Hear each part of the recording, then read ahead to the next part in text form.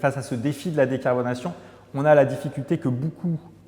des stratégies vont, du point de vue du climat, apporter des bénéfices plutôt sur le moyen terme, c'est la tragédie des horizons, de façon diluée sur la planète, et que ces bénéfices sont conditionnés à l'action des autres pays. Et tout ça n'est pas très motivant, surtout à un moment où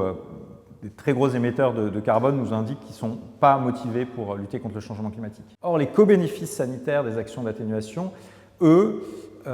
vont se manifester à beaucoup plus court terme, à l'échelle de quelques mois, voire quelques années. Ils vont se manifester localement et ils ne sont pas conditionnés par le fait que nos voisins agissent aussi. Si ma ville choisit d'interdire les véhicules thermiques, en grande partie, eh bien, du jour au lendemain, le bruit va diminuer, l'accidentologie va diminuer, de l'espace va être libéré pour peut-être planter des espaces verts parce que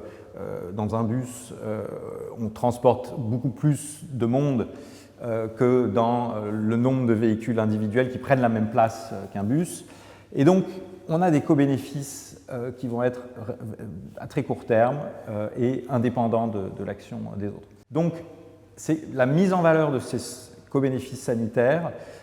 pourrait être un élément qui pourrait davantage motiver nos sociétés à agir rapidement et fortement, sans se demander ce que font les autres ou pas, pour lutter contre le changement climatique.